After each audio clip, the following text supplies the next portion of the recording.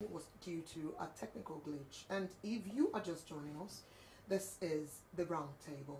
My name is Melanie Ishola, and joining me have been, to my left, about the very honor of hosting. Morgan. And to my right. Daniel, nice for being with you again once again. I mean, it's always a pleasure to host you guys. So much we've been able to talk about, but we're going to have to bring it back together for the purpose of holding a meaningful conversation.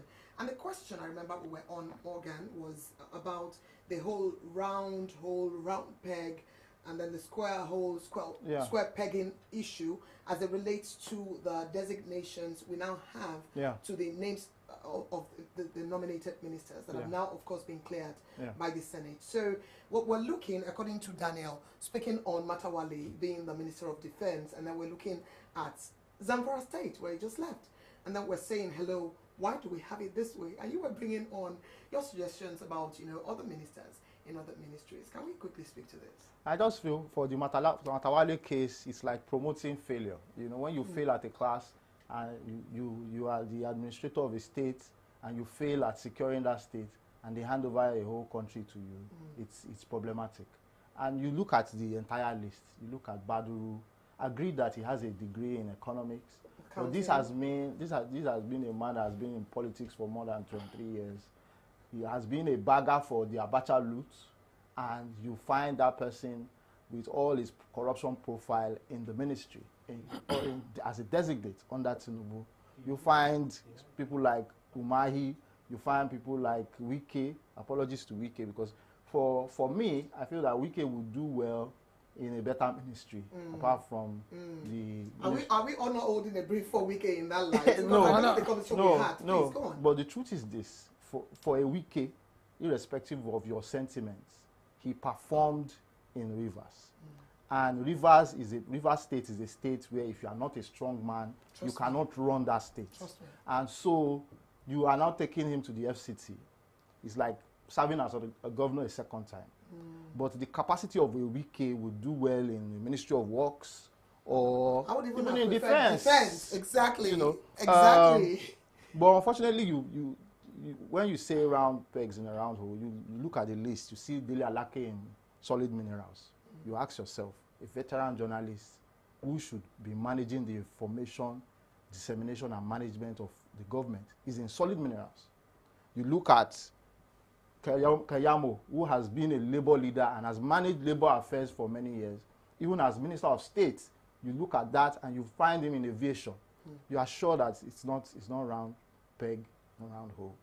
Despite that, you will find good names, people like Pate, people like Bosun Tijani, who are in the right places. Digital economy, you find Pate in health, and so, because Pate has always as an expert in health and so welfare management. Absolutely. And so you find just a few people in the right places. Yes, whom you think. Just a few people in the right places. Right. Like I said, the president wants to settle his political friends who have invested in his presidency. And that has been the ministry and the ministerial roles have been a way to settle all of them as fast as he can. Compensation. That's what you're speaking to. So I'm going to take this to Dan very quickly because, Dan, if you recollect, about 2 weeks ago on the roundtable, we had this conversation when the Daily Punch editor joined us. And I remember that you said it wasn't such a bad thing after all if the president was just trying to, bring people who had helped him politically into the space, right, as ministers and whatnot. What do you have to say if compensation doesn't seem to be looking right in the light of the latest list of designations that we have matching or mismatching the ministers? I hope this is not like using my word against me now. This is remembering and having a state of the mind, or presence of mind with regards to my reporting. Of course, I got it. So now, you see, I'm still holding the ground to what I've said, okay? It's not a bad idea that the president is trying to reward whoever he wants to reward. But capacity is very important. Even if we are going to reward those that has the capacity. I mentioned Matawale. I don't just want to say much about that, but of course we can see what we have in the system. For you to be able to manage a ministry of course, one of the things that somebody was saying this morning when we were discussing was the fact that, come on, you don't expect some of these ministers to go there and be the one to go to war and do all some of these things. But I said, if you don't have the knowledge, how would you minister as a minister? But is that not also a place, Dan, to now talk to the real issues? In every ministry, whether state or the federal, we know that it's the civil servants that actually hold things together. Yeah. So some have argued and said this could be because all we really need is administrative prowess. All we really need is leadership, right? And if we're able to have great leadership, maybe they're able to deliver. And some have come off the back of that also to say, yes, leadership, or you may want to say administration, or you may want to say, but the knowledge of what's on ground would also aid. This is like two hands helping, to wash clean, the other hand. So every minister is a representation of, or representative of the president and the vision of the president. The minister takes the vision of the president in security, in works and housing, in science and technology, and says, civil servants, come around. This is the vision of the president. This is how we are going to achieve this blueprint. This is the direction. So it is the minister that provides the direction for the civil servants. Agreed, it is the civil servants that will execute. Yes. But if the minister has no technical know-how, no intellectual know-how about the minister of sports, what risk does he run against? The risk he runs is that the civil servants are going to sabotage him. They are going to circumvent him. They are going to subvert him. And the ministry will go the way it will go. People will pass documents the way they pass documents, and nothing will be achieved. Except you have a strict minister like Babatunde Raji Fashola, who is not just putting the blueprint, but also being there to see how the blueprint is being played out. But most ministers will pass the buck and just say, this is the blueprint of Mr. President. Let the rest, let it just play out the way it should play. Absolutely. And I am thinking, if we can just digress a bit, and it's not a digression, because when you spoke of sabotage, what came to my head is corruption. And then we say, corruption is big, we're fighting corruption. And if we agree now, it's the civil servants who actually get the job done. And before now, we've heard reports of how the biggest corruptions there are actually within the civil service. And so if you are not able to put your mouth right, I mean, you're providing leadership for what you don't know. Sabotage actually comes to play in ways where people say you even don't know what you are talking about. And they can actually make it such that you're not only appearing not to know what you're doing to the masses, but you're failing at your duty. But I'm going to take it away a bit. And Dan, I'm interested in knowing, would you say that Buhari has actually done the best possible where we've seen the names and the designations, match that we have? Tinubu, President Tinubu, yes. Now, first, I need us to know that President Tinubu never mentioned or come out to tell Nigerians that he's going to fight corruption. No, I didn't say. But it seems to be in the air that Nigeria as a country is fighting corruption. But shouldn't he? From what we have now, the blueprint is clear. From what we have now, majority of the people that are in the Senate, House of Rep, and even in the ministerial appointments and all that, majority of them have one issue or the other. Either one allegation or the other have been of corruption have been raised in one way, of course, and this is in public domain. Okay, we have here a former president of the Senate who contested. Of course, the court has said yes, but contested as a senator and at the same time as the president. We have somebody that different issues. So get it right. That's corruption in this administration. We only need the help of God to help us fight it. So if I hear you clearly, you're saying this administration may not be out to fight corruption. At all. I think Nigerians, it's as though we held a meeting without holding a meeting to say we all as a nation are fighting corruption. But, I mean, to just wrap it up, would you say that the president did the best he could? Is this the best he could? Well, for him, that is the best. And of course, we have divergent opinion as far as Nigeria is concerned. For President Tinubu, he has done the best. But for us as Nigerians, of course, we know that the best is yet to come. Okay, I think before we move on from the ministerial issue, I'd like to quickly talk to the nomination of the former governor of Kaduna State, Governor Nasir El-Rufai, and how he's come to say, oh, after all, I'm going to pursue my academics, education. Yeah. And it was seemingly looking like, well, I really didn't need the ministerial, nomination.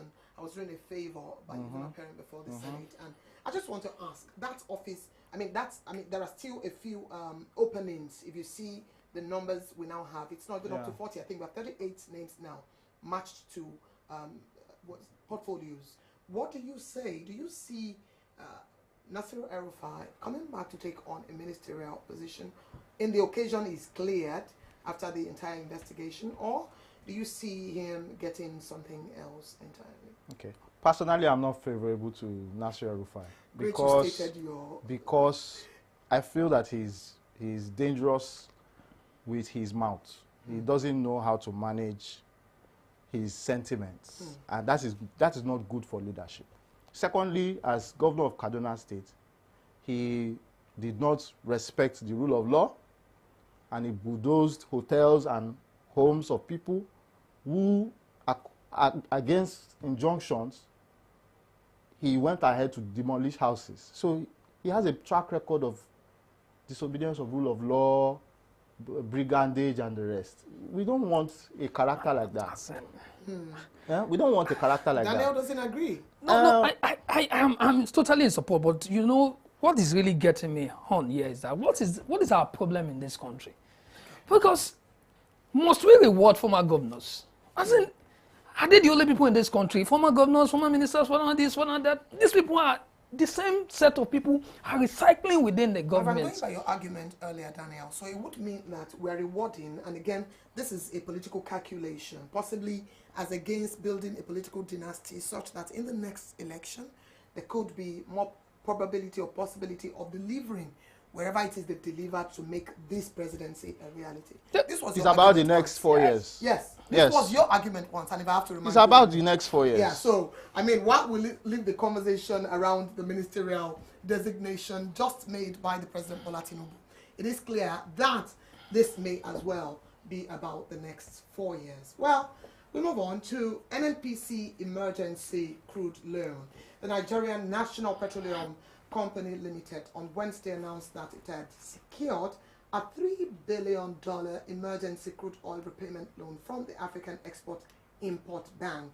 It said the loan would be used by the oil company to support the federal government in stabilizing Nigeria's exchange rate. It was also gathered that the facility would also help in reducing the pump price of premium motor spirits known as fuel. Right, or petrol, right, popularly. So the NNPC is $3 billion. Let me not say naira because they actually mean different things. Emergency crude repayment loan from Afrexim Bank is to defend or stabilize the naira. What does this even mean? Because I mean, this week alone, we're coming off the back of, the presidency is going to revert to subsidy regime, apparently signaling that A, there is trouble somewhere, or again, no, it's a lie. We didn't say we were reverting to subsidy regime. The president is saying subsidy is not, we are not going back to subsidy. That's what the president is saying. We are not going back to subsidy. We will look at other avenues to see what we can do to manage this subsidy. For me, you say that you say NNPC is a private company. Yes. Yet it's NNPC that is going to take a loan, whether we like it or not, on behalf of the federal government. What is that loan? What do we now call that loan if it's not subsidy? You go to take a loan, and that loan is supposed to cushion the effect of fuel price. Don't you think that sounds like subsidy? I think for me, this again is another way of saying subsidy without subsidy. So you find that confusion in the Nigeria market. There are other, and whether we like it or not, NNPC is still a monopoly. They are still the ones who have the leeway to bring in crude and take out crude. Other companies have tried. One interesting personality has tried to bring in crude and has gotten into trouble with the finances. But CBN and NNPC have a decent partnership where they can bring in crude buying crude, buying petrol, and all of that. Going by what you said, we may simply say that the deregulation is not complete. So deregulation, privatization of the NNPC, all of that is a ruse, and the whole idea of taking a loan on behalf of the federal government, because you are saying that you are bringing this loan in, and that this loan you will pay back from the proceeds of crude, and the proceeds of crude naturally go to the federal purse. Yeah, that's right. So you are taking this loan on behalf of the federal government. Yes, and then you are using it to cushion it is subsidy. Okay, just come straight and tell us that you are back. I mean, we are establishing, Femi, that there is something not being said. Yes. We are asked to actually make out of this whole arrangement. And help me make more sense of this, please. But I think subsidy has just been privatized. I think that seriously, I think that is just the only major way to just describe the situation, because from what we can see, yes, there's no subsidy. Here we are, because if you go to the retailers, you see the amount of the fuel price there is at least within the range of 5 something and all that, and the pickup price is still going around 700. So higher than what is being sold. So that means somebody is breaching the gap, there. No. Now, it is very important to also note that for us, if we are bringing back subsidy within private sector the way we are going now, mine is, it should work. Just make sure that this work. I have a reservation towards the fact that borrowing something, incurring debt, and at the end of the day, you now bring it back to the federal government to be paying the debts, servicing the debts. It becomes a problem. Once this does not work, it becomes a problem. But you have to ensure that it works so that Nigerians, this suffering stops. And that's mine. When you say it becomes a problem, it quickly brings to mind that we've had this in the past. The immediate past, not immediate past, the suspended CBN governor, Godwin Emefiele, borrowed a certain 5 billion naira from Afrexim last year and agreed to repay it with crude oil. Where are we with this? We have not repaid with crude oil. The loan is still standing there. So it sort of looks like there is an issue with lack of transparency, and this is my word. For me, lack of transparency in the sense, what is the entire intention with this borrowing? Can we have it for what it is? I've always said it, that my fear with the oil business is that the government needs to take its hands off totally, liberalize the market, make the NNPC less of a monopoly, allow businesses to go and partner with Saudi Arabia, with other countries, with other businesses, so that that market is truly liberalized. If we continue this way, the government will still end up paying the debts. Don't forget that there is a corruption Nigerian factor in all of this. There's nothing bad in taking up a loan. The only thing that is bad is when you become a serial debtor, and you are forced to now pay with your foreign reserves, or you are forced to pay with your resources, or your citizens now are the ones who bear the brunt across the world, or even bear the brunt in the country because of the economic stifling conditions. So it is not a bad thing to borrow money from Afrinexim. It is a bad thing when, due to corruption, you are unable to pay the same money. But I think it's a bad thing if we're not answering if we really needed to borrow money, saying that we have left the subsidy regime and this is still a sort of subsidy. Some have equally asked, so we have the CBN doing these transactions on the behalf of the government. Why should they focus now to the NNPC going ahead with this kind of borrowing transactions? This was supposed to be a CBN's function. No, the rhetoric around the CBN now is that CBN is a private company. The Central Bank of Nigeria? No, NNPC. Okay. The rhetoric now is that the NNPC is NNPCL. That's right. And NNPCL would do business. Do what it takes for the business. Would do business and all of that. But we know that it has not been privatized fully. Nigeria and the Nigerian government still has majority stakes in NNPC. And until Nigerian government takes away its majority stakes and become a regulator. But it's selling it. The federal government has said they are selling stakes in NNPC until they sell. and 19 other entities. Until they sell. But do you support them selling? I support them totally. All right, Daniel, what's your take on that? Selling or not? I think it's, of course, if you say you have privatized the company, Then privatize. let us have it in full. And if they say they're selling the stakes, of course, a lot of people will want to also be part of this. But very important is that no matter either you're selling the stakes or not, let Nigeria have the dividends of democracy, for crying out loud. Okay, let me ask you on the sustainability of peace, all right, as we move to our final story today. So, as we have it, the $3 billion is already